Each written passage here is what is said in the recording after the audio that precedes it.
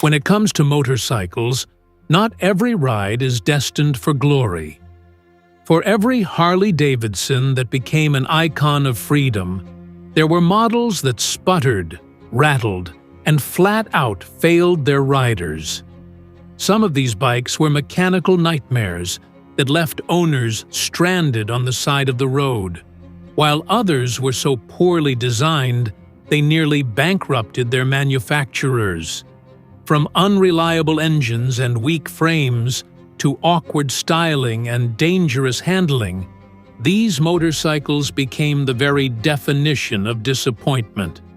And for an audience that grew up in the golden age of American muscle bikes and sleek European machines, the contrast is hard to ignore. Today, we're diving into 12 motorcycles that should have never made it past the drawing board. Some are infamous, others forgotten, but all share one thing in common. They were disasters on two wheels. Let's kick off the countdown. Number 12. Harley-Davidson, AMF years, 1973 to 1981. If there was ever a chapter in Harley-Davidson's long history that nearly destroyed the company's reputation, it was the AMF years. In 1969, American Machine and Foundry, AMF, bought Harley-Davidson, and what followed was a period that many riders still call the dark years. On paper, AMF had the resources to modernize Harley and compete with the rising Japanese brands. Instead, they focused on cutting costs and mass production, which led to rushed assembly lines and shoddy quality control. The bikes that rolled off the line looked like Harleys, but didn't perform like them. Engines leaked oil, electrical systems were unreliable, and riders constantly complained of vibration issues so severe that bolts literally rattled loose. Breakdowns became common, and loyal Harley enthusiasts felt betrayed. Adding insult to injury, these bikes were priced at a premium, while Japanese manufacturers like Honda and Yamaha were producing faster, more reliable machines at lower prices. Culturally, the AMF stigma still lingers. For older riders, the AMF logo on a Harley tank symbolizes one of the lowest points in American motorcycling history. Many dealerships struggled to sell the bikes, and resale value plummeted. Even the styling decisions felt off. Instead of timeless Harley character, the bikes looked cheapened with awkward paint schemes and mismatched finishes. The backlash was so strong that by the early 1980s, Harley-Davidson executives staged a buyback from AMF to regain control of the brand. They knew that if they didn't turn things around quickly, Harley might not survive at all. Thankfully, Harley did manage a comeback, but the AMF years remain a cautionary tale. For riders who lived through it, the AMF Harley wasn't just unreliable, it was embarrassing. A brand built on toughness and pride had been reduced to a joke on the open road. Today, these motorcycles are remembered less as collectible classics and more as symbols of corporate mismanagement and poor engineering. If you were unlucky enough to own one, you probably spent more time fixing it than riding it. Number 11. Suzuki RE5 Rotary, 1974 to 1976. The mid-1970s were a time of wild experimentation in the motorcycle world, and few ideas seemed more futuristic than the rotary engine. Suzuki bet big on the concept with the RE5, a bike powered by a single-rotor Wankel engine. On paper, it promised smooth power delivery, fewer moving parts, and a cutting-edge design that could challenge the dominance of traditional piston engines. In reality, it became one of the most infamous flops in motorcycle history. The first problem? Complexity. While rotary engines worked well in theory, in practice they ran hot, guzzled fuel, and were notoriously difficult to service. The RE5's cooling system was complicated, and mechanics often didn't understand how to work on it, which left owners frustrated. On the road, riders found the engine lacked the low-end torque they expected. Instead of a responsive, exciting ride, the RE5 felt sluggish until higher revs, which was the opposite of what Harley and Honda riders were used to. Then there was the styling. Designed by Giorgetto Giugiaro, yes, the same man behind iconic car designs like the DeLorean, the RE5 featured a cylindrical tin can instrument cluster and tail light. It looked futuristic in brochures, but awkward in reality. Riders over 50 today may recall how dealers struggled to move these bikes, with unsold models gathering dust in showrooms. Sales were so poor that Suzuki discontinued the RE5 after just 2 years, and the company reportedly destroyed unsold units to cut its losses. The experiment had failed, and while rotary engines lived on in certain cars like Mazda's RX series, they were effectively dead in motorcycles. For many older American riders, the RE5 stands as a reminder of when manufacturers tried too hard to reinvent the wheel, or in this case, the engine. Instead of delivering the future, Suzuki delivered an overpriced, overcomplicated machine that couldn't compete with simpler, more reliable bikes of the era. Today, the RE5 is more of a quirky collector's item than a practical ride. Its unique engine makes it a conversation starter at vintage shows, but as a motorcycle, it remains a cautionary tale. Sometimes the boldest ideas are also the worst disasters. Number 10. Honda CX500 Turbo, 1982 to 1983. When Honda introduced the CX500 Turbo in the early 1980s, it was meant to showcase the future of motorcycling. Turbocharging was hot in the auto industry at the time, and Honda wanted to prove they could bring that same innovation to two wheels. On paper, it was a dream machine: futuristic styling, advanced fuel injection, digital instrumentation, and, of course, a turbocharged engine that promised exhilarating power. But in reality, the CX500 Turbo ended up being more of a marketing gimmick than a reliable road companion. The biggest issue was turbo lag. Riders who twisted the throttle expecting immediate acceleration were met with hesitation, followed by a sudden and often unpredictable surge of power once the turbo kicked in. For experienced bikers, this made the ride jerky and sometimes dangerous, especially in corners or during overtakes. Instead of a smooth flow of power, the CX500 Turbo delivered a roller coaster ride that most everyday riders didn't want. Then there was the weight. At nearly 600 pounds fully fueled, it was bulky compared to other sport-oriented motorcycles of the era. Combined with its unpredictable power delivery, the CX500 Turbo didn't inspire confidence. Riders found it difficult to handle at low speeds, and the complexity of the turbo system added layers of maintenance costs and headaches that turned potential buyers away. Honda also miscalculated the market. At a time when riders were looking for reliability, affordability, and efficiency, the CX500 Turbo was expensive, complicated, and thirsty for fuel.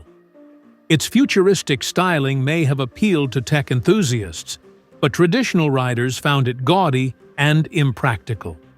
In the US, where Harley-Davidson cruisers and Japanese inline fours were dominating, the Turbo felt out of place.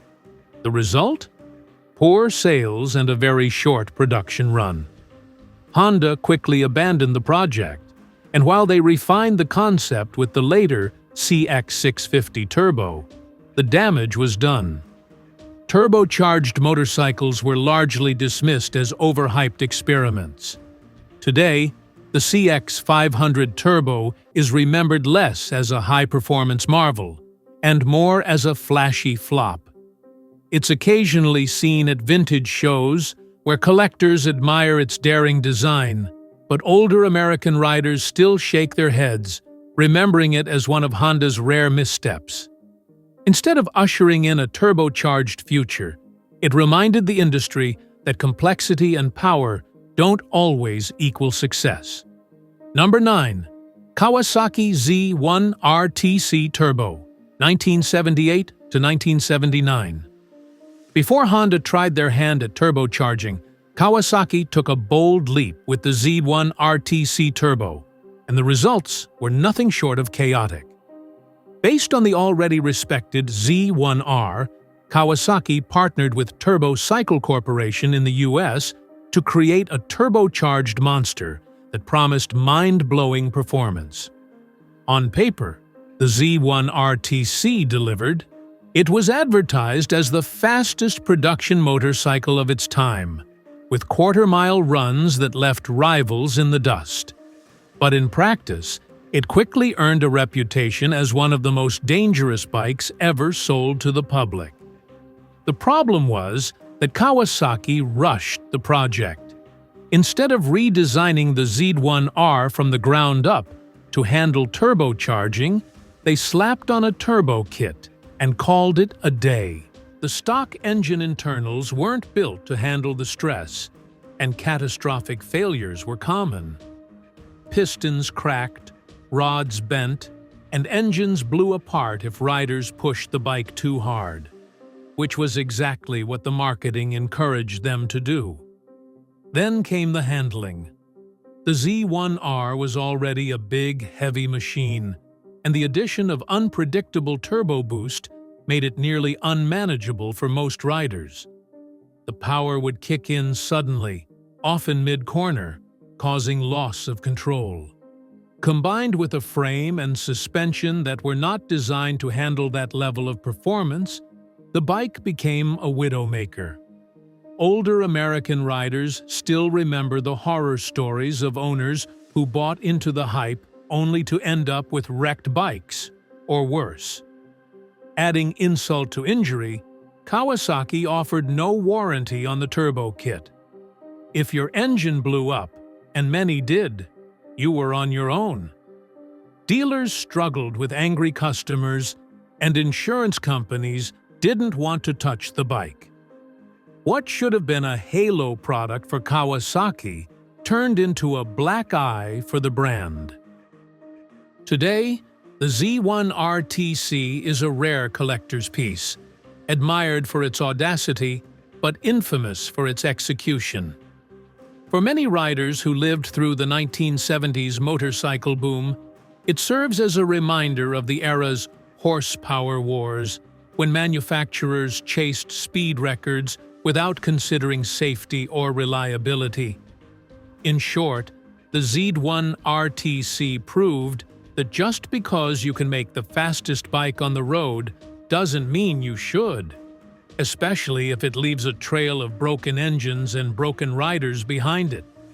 Number 8. Ducati 500 GTL, 1975 to 1977. When most people think of Ducati, they picture sleek Italian styling, booming V-twin engines, and motorcycles that embody both speed and soul. But in the mid-1970s, Ducati made a move that shocked enthusiasts. They introduced the 500 GTL, a parallel twin motorcycle that completely missed the mark. For many older riders in the US, this bike remains one of the most disappointing Ducatis ever built. A machine so flawed that it almost tarnished the brand's reputation. The trouble began with the engine. Instead of sticking to their proven V-twin design, Ducati experimented with a 500 cubic centimeter parallel twin to compete with the reliable mid-size Japanese bikes flooding the market. Unfortunately, this engine was underpowered, clunky, and prone to mechanical failures. Riders complained about constant oil leaks, weak acceleration, and an overall lack of refinement. Compared to the smooth and bulletproof Hondas and Yamahas of the era, the 500 GTL felt decades behind. Handling was no better. The bike was heavy for its size and awkward in corners, making it uninspiring to ride. For a brand built on racing heritage, this was unforgivable. Many American riders who gave Ducati a chance with the 500 GTL walked away unimpressed, and some swore off the company altogether. The styling didn't help either. The bike lacked the elegance associated with Italian design, instead looking bland and uninspired. The real disaster, however, was what this bike represented. Ducati's strength had always been in producing performance-oriented, character-filled motorcycles, but the 500 GTL felt like a soulless attempt to copy the Japanese formula. It wasn't just a mechanical failure, it was an identity crisis. Enthusiasts knew it, critics knew it, and sales numbers confirmed it. Dealers couldn't move them, and many ended up heavily discounted just to clear showroom floors. By the late 1970s, Ducati quietly abandoned the experiment and returned to focusing on their beloved V-twins, which thankfully revived the company's reputation. But the scars of the 500 GTL linger. For riders who came of age in that era, the bike remains a reminder of what happens when a legendary brand strays too far from its roots. Today, the 500 GTL is more of a curiosity than a collectible. Even Ducati fans rarely seek them out, and when they do, it's often as an example of how not to build a Ducati. For many older American bikers, this was the Italian motorcycle that never should have existed. Number 7. Triumph X75, Hurricane 1973. The early 1970s were tough years for British motorcycle makers as Japanese brands like Honda, Kawasaki, and Yamaha stormed the US market with bikes that were faster, cheaper, and more reliable. Triumph, desperate to compete, tried something radical, the X75 Hurricane. On paper, it was bold and stylish, designed by American customizer Craig Vetter to capture attention in showrooms. But while it certainly turned heads, it failed spectacularly in almost every way that mattered to real riders. The Hurricane was built around Triumph's three-cylinder Trident engine, but instead of refining the power plant, Triumph focused on flashy styling. The elongated teardrop gas tank, bright paintwork, and triple-stacked exhaust pipes looked futuristic. But under the skin, the Hurricane was dated. The engine was heavy, vibrated excessively, and was plagued by oil leaks, just like most British bikes of the time. In contrast, Japanese bikes offered smoothness, reliability, and electric starters, making the Hurricane feel like a relic the day it arrived. Then there was the handling. The Hurricane's weight distribution was poor, and the bike felt unstable at speed. Riders found that cornering was unpredictable, and braking performance was lackluster compared to Honda's disc-equipped machines. For American buyers used to smooth rides and worry-free reliability, the Hurricane was a disappointment. Adding to its downfall was Triumph's financial crisis. The company was already struggling with labor strikes, poor quality control, and shrinking market share. The Hurricane, with its high price and flashy but impractical design, did little to change their fortunes. Instead of saving Triumph, it became a symbol of their desperation to stay relevant. For older US riders, the Hurricane is remembered as one of those look-but-don't-ride bikes. It looked great parked at a dealership, but the reality of ownership was breakdowns, constant maintenance, and the frustration of riding a bike that couldn't keep up with Japanese competition. Today, the Hurricane is a rare collectible, valued more for its unique styling and Craig Vetter's design pedigree than for its performance. But, in its time, it was a disaster. A flashy motorcycle that proved you can't fix outdated engineering with a new coat of paint. For many riders over 50, the Hurricane represents the beginning of the end for British dominance in motorcycling. Number 6. BMW R1200C, 1997 to 2004. When you think of BMW motorcycles, words like precision, engineering, and reliability usually come to mind. The German brand has long been associated with well-built touring and adventure bikes that win loyal fans worldwide. But in the late 1990s, BMW made a move that baffled many of its followers. They decided to build a cruiser to compete with Harley-Davidson in the US market. The result was the R1200C, a bike that was supposed to bring German engineering to the American cruiser scene, and instead became one of BMW's biggest blunders. At first glance, the R1200C was striking.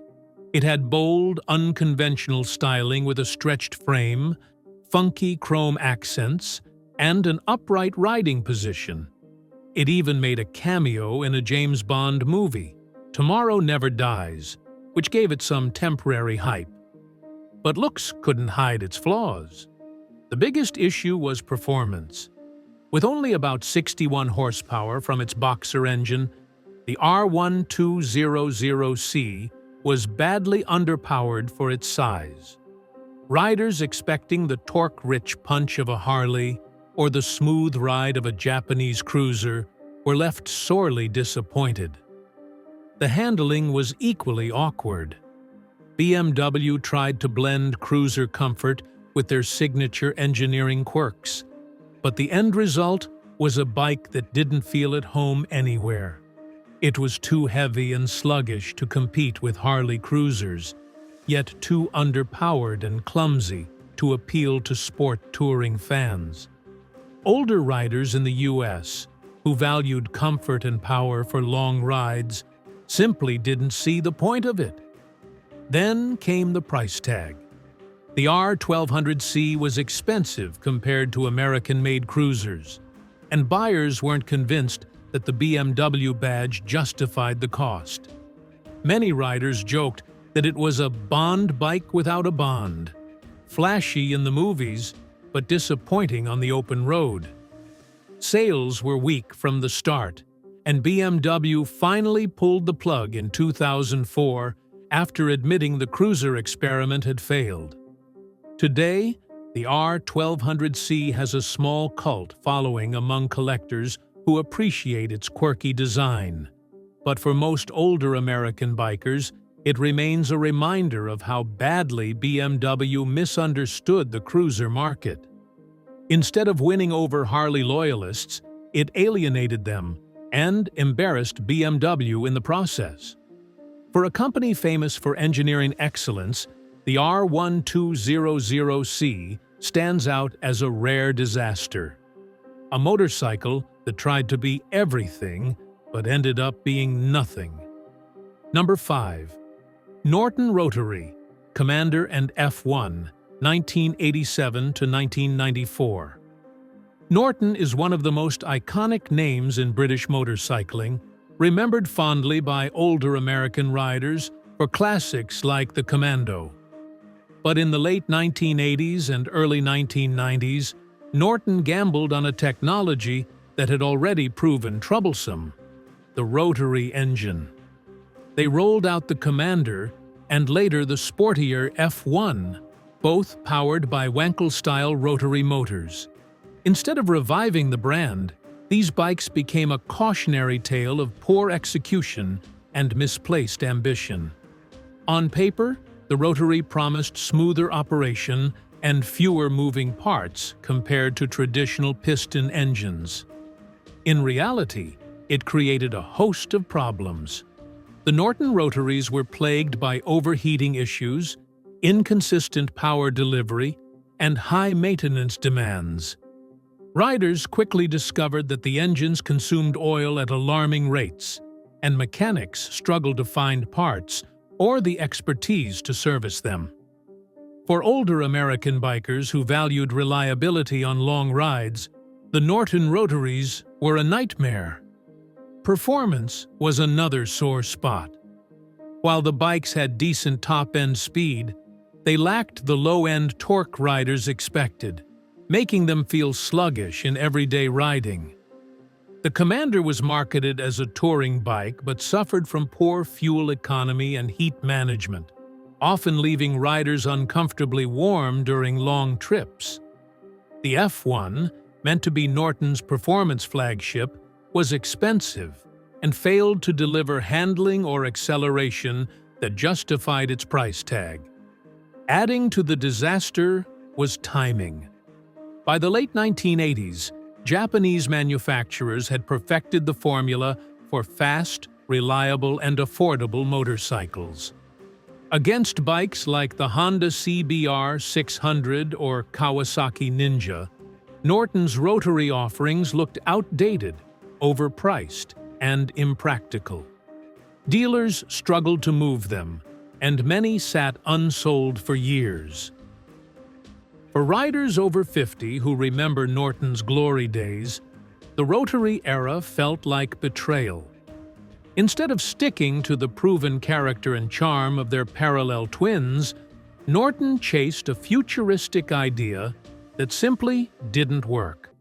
It wasn't just a technical failure, it was a business failure, further sinking a company already on life support. Today, Norton rotaries are rare curiosities, often found in museums or private collections. Some enthusiasts admire their uniqueness, but most see them as the motorcycles that accelerated Norton's decline. For American bikers, they symbolize the fall of a once great brand, proof that chasing innovation without reliability is a recipe for disaster. Number 4. Harley-Davidson Street 500/750, 2014 to 2020. When Harley-Davidson launched the Street 500 and 750, they were trying to attract a new generation of riders. For decades, Harley had dominated the heavyweight cruiser market, but sales were slipping as younger riders turned to cheaper, sportier Japanese and European bikes. The Street lineup was Harley's attempt to build a smaller, affordable motorcycle that could compete in urban markets. Unfortunately, it became one of the company's most criticized efforts in modern history. The biggest issue was quality. Unlike traditional Harleys made in the US, the Street 500 and 750 were built in India and marketed globally. American buyers immediately noticed the difference. The bikes felt cheap, with inconsistent build quality, rough finishes, and parts that didn't live up to Harley standards. Older riders, who valued Harley's reputation for durability and craftsmanship, saw the Street Series as a watered-down imposter. Performance didn't save it either. The liquid-cooled Revolution X engines were underwhelming, delivering lackluster power and a flat, uninspiring riding experience. While the bikes were meant to be entry-level, they lacked the character that drew people to Harleys in the first place. Instead of attracting new riders, the Street lineup often left them unimpressed and unlikely to move up to bigger Harleys. The ergonomics also turned off many riders. Taller Americans found the bikes cramped, while shorter riders still struggled with their weight. Handling was mediocre, braking was weak, and the suspension felt cheap. For a motorcycle aimed at city riding, it was neither nimble nor confidence-inspiring. Culturally, the Street Series flopped. Older Harley loyalists dismissed it as a fake Harley, while younger riders saw better value in bikes like the Honda Rebel, Yamaha Bolt, or even Kawasaki Ninja 650. Sales lagged, and despite Harley's marketing push, the street lineup never gained traction in the US. By 2020, Harley quietly discontinued the Street 500 and 750 in most markets, admitting defeat. For many older riders in the US, these bikes are remembered as one of Harley's worst miscalculations. Proof that chasing trends without staying true to your roots leads to disaster. Today, used street models often sit at bargain bin prices, unwanted by both collectors and everyday riders. Instead of saving Harley, they became a cautionary tale. When you compromise too much on quality and character, you lose the very soul of the brand. Number 3. Yamaha TX750, 1973 to 1974. In the early 1970s, Yamaha was on a roll. Their two-stroke machines were winning races, and their reliability was helping them gain ground in the US market. To capitalize, Yamaha decided to build a big four-stroke twin that could compete with the likes of Honda's CB750 and Triumph's Bonneville. The result was the TX750, a motorcycle that looked great on paper but turned into one of the most notorious mechanical disasters of its era. The TX750's downfall was its ambitious engine design. Yamaha equipped it with a counterbalancer system meant to reduce vibration in the big twin. At first, this seemed like an engineering triumph. The bike ran smoother than most competitors. But in practice, the system created massive overheating problems.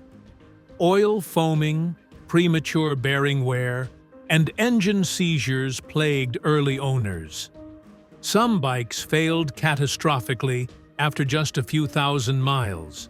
Yamaha tried to fix the issues with updates, including oil coolers and engine revisions, but the damage was done.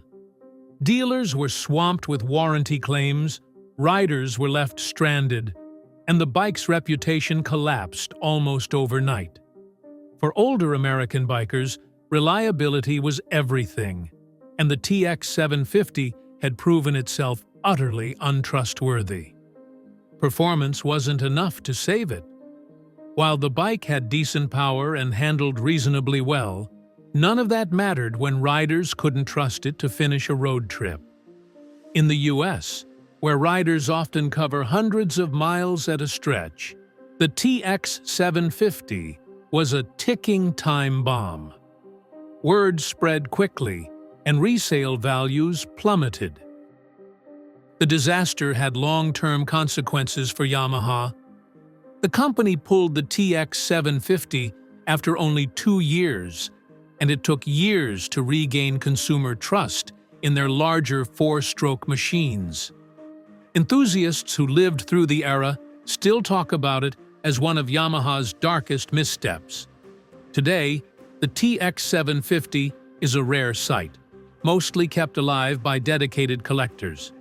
But its legacy is one of failure, a bike that overpromised and underdelivered in spectacular fashion. For older US riders, it's remembered not as a bold competitor to Honda, but as a painful reminder that even the most successful brands can build a lemon. Number 2. Buell Blast, 2000 to 2009. The Buell Blast was supposed to be the motorcycle that introduced a whole new generation of riders to the Harley-Davidson family. Marketed as an easy-to-ride entry-level bike, it was designed to be simple, affordable, and approachable. Instead, it became one of the most ridiculed motorcycles of its time, and a glaring misstep for both Buell and Harley. At its core, the Blast used a 492 cubic centimeter single-cylinder engine derived from Harley's Sportster V-twin. But in simplifying the design, engineers stripped away nearly everything that gave Harley motorcycles their character. The result was an uninspiring, underpowered engine that thumped and vibrated harshly at higher speeds. Riders who expected Harley's signature rumble and torque were met instead with a lawnmower-like drone. The bike's build quality was another sore point. Much of the bodywork was made of cheap plastic, and the overall fit and finish felt closer to a budget scooter than a proper motorcycle. Older riders, who valued craftsmanship and heritage, often dismissed the Blast as an embarrassment to the Harley name. Even Buell's marketing seemed to agree. In later years, Harley infamously featured advertisements showing the Blast being crushed into cubes, essentially admitting defeat. Performance was equally disappointing.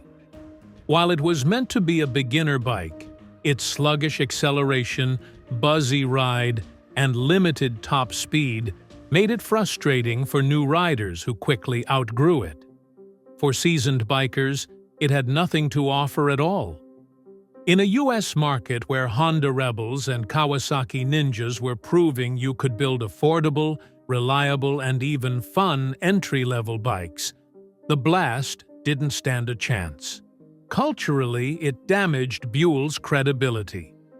Instead of building a gateway to Harley ownership, the Blast became a punchline in the motorcycle community. Many rider training courses used them, which meant countless beginners' first impression of Harley-Davidson was a cheap, uninspiring machine that rattled apart under use. By 2009, Harley killed the model along with Buell itself, marking the end of a failed experiment. For older American riders, the Buell Blast stands out not just as a disaster in design, but as a symbol of Harley's inability to understand how to attract younger riders. Instead of growing the brand, it alienated both newcomers and loyalists. Today, the Buell Blast is remembered as little more than a cautionary tale. A bike that was supposed to open doors, but ended up closing them. Number 1. Vincent Black Prince, 1955. The Vincent name is legendary among older riders. Models like the Black Shadow and Rapide were once hailed as the fastest and most advanced motorcycles in the world. But in the mid-1950s, as Vincent struggled to stay afloat, they introduced what would become their biggest disaster, the Vincent Black Prince. Marketed as a motorcycle of the future, it turned out to be a flawed, overcomplicated, and poorly timed experiment that helped bring down one of Britain's most storied manufacturers.